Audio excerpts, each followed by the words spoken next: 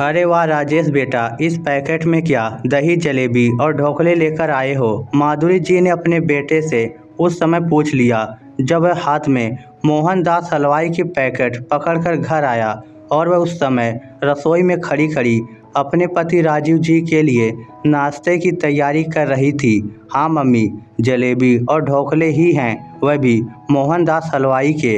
राजेश ने अपनी माँ की बात का जवाब देते हुए कहा, अरे वाह, फिर तो आज नाश्ता करने में बड़ा मज़ा आएगा, क्योंकि काफ़ी दिनों से दही जलेबी और ढोकले नहीं खाए हैं हम लोगों ने। मैं तो बेकार में ही नाश्ते की तैयारी कर रही थी। माधुरी जी ने बहुत ही ज़्यादा खुश होते हुए कहा और गैस बंद कर दी, क्योंकि ये दोनों ही चीज़ें उनकी बहुत मनपसंद थी, एक तरह से उनकी कमजोरी थी। तभी उन्होंने चहकते हुए अपने पति राजीव जी को आवाज़ लगाते हुए कहा, चलिए फटाफट तैयार हो जाइए, राजेश दही जलेबी और ढोकले लेकर आया है, वह भी मोहनदास हलवाई से। आपको भी बहुत ज़्यादा पसंद है ना ये सब? और वह दोनों सामान के पैकेट खोलकर प्लेट में लगाने की तैयारी करने लगी।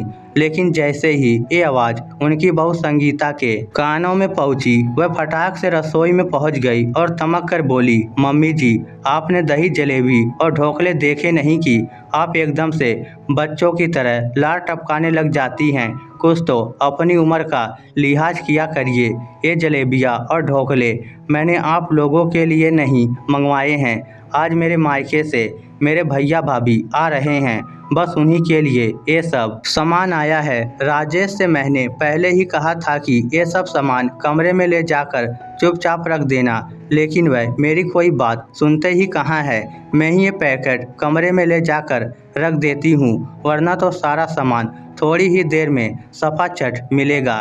संगीता ने बिना कुछ सोचे समझे वह पैकेट माधुरी जी के हाथ से एक तरह से छीन ही लिया।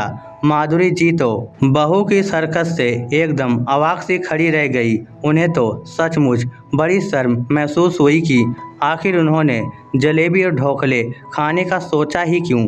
सॉरी बेटा, मुझसे गलती हो गई, मुझे बिल्कुल भी आभास नहीं था कि ये सब सामान तुमने अपने मायके वालों के लिए मंगवाया है, लेकिन अब से मैं सब कुछ जानकर ही कुछ भी कहा करूँगी। ये कहते हुए माधुरी जी की आवाज़ शर्म के कारण भर्रा उठी और उसके आगे के उनके शब्द जैसे उनके गले में फंसकर रह गए। बहू संगीता की ये नापाक हरकत बाहर खड़े ससुर राजीव जी ने देख ली, क्योंकि तब तक वह अपनी पत्नी माधुरी की चहकती हुई आवाज़ सुनकर रसोई तक आ चुके थे। ये सब क्या था बहू? तुमने अपनी सास के हाथ से इस तरह पैकेट छीनते हुए बिल्कुल भी शर्म नहीं आई, जबकि वह सिर्फ खाने पीने का सामान था। राजीव जी ने त्योरिया चढ़ाकर पूछा।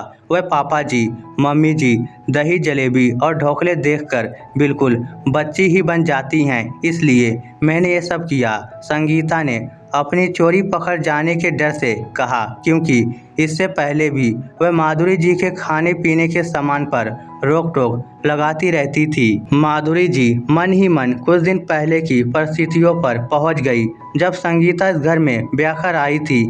मध्यम वर्गीय परिवार की संगीता को राजीव जी और माधुरी जी ने अपने बेटे राजेश की खुशी के लिए खुशी खुशी अपना लिया था, लेकिन धमका तो तब हुआ जब संगीता इस घर में ब्याह कर आई। इतना सारा धन वैभव देखकर वह फूली ना समाई और उसके मन में चालाकियां घर करने लगी। संगीता की शादी के थोड़े दिनों बाद ही राजीव जी नौकरी से रिटायर हो गए थे। माधुरी जी शुरू से ही खाने पीने की काफ़ी शौकीन रही थी, इसलिए राजीव जी उनकी हर इच्छा का पूरा पूरा ख्याल रखते। आखिर घर में कमी किस चीज़ की थी? और तो और वह शाम को ऑफिस से आते समय अपने साथ कुछ ना कुछ खाने पीने का सामान जरूर लेकर आते। लेकिन जब से वह रिटायर हुए तब से उन्होंने एक कार राजेश को सौंप दिया था, लेकिन राजेश जो कुछ भी लेकर आता अपनी पत्नी संगीता को ही पकड़ाता। संगीता वह सामान अपने कमरे में ले जाकर रख लेती और वहीं से थोड़ा बहुत राजीव जी को दे देती, लेकिन माधुरी जी को तो बहुत ही कम पूछती। हालांकि माधुरी जी बहू की हरकतों को बहुत अच्छी तरह से समझ रही थी, लेकिन घर की सुख शांति के लिए वह अपना मुंह सिले रहती कि क्यों वह अपनी इच्छा के लिए घर में कलह फैलाए। लेकिन आज तो संगीता ने राजीव जी के सामने ही माधुरी जी के साथ इतनी बड़ी बदतमीजी कर डाली थी। बहू, खाने पीने के सामान से बचपने का क्या वास्ता, क्या उम्र हो जाने पर व्यक्ति अपनी पसंद छोड़ देता है। ईश्वर की कृपा से माधुरी को ना तो शुगर और ना ही बीपी और ना ही किसी अन्य प्रकार की बीमारी है। आज तो तुमने माधुरी से इस तरह से बात की, लेकिन आज के बाद फिर कभी ये सब सुनाई नहीं पड़ना चाहिए। राजीव जी ने गुस्सा कर कहा। उनका चेहरा सचमुच गुस्से से तमतमा रहा था। सॉरी पापा जी, संगीता ने सहमते हुए कहा। माफ़ी मुझसे नहीं बहू, अपनी सास से मांगो। और हाँ, आज से मैं खुद उसकी हर खुशी का पूरा ख्याल रखूँगा। वह ज़माना बीत गया जब बुजुर्ग लोग बच्चों से उपेक्षित होकर अपनी खुशियों से समझौता कर लेते थे, लेकिन आज के समय में ये बिल्कुल भी नहीं होगा। राजीव जी ने संगीता को फटकारते हुए कहा। उन्होंने तुरंत मोहनदास हलवाई के यहाँ ऑनलाइन दही, जलेबी और ढोकले ऑर्डर कर दिए और थोड़ी ही देर बाद राजीव जी और माधुरी जी स्वादिष्ट दही, जलेबी और ढोकले का आनंद उठा रहे थे। इस स्टोरी को लेकर आपकी क्या राय है? नीचे कमेंट करके हमें ज़रूर बताइएगा। धन्यवाद।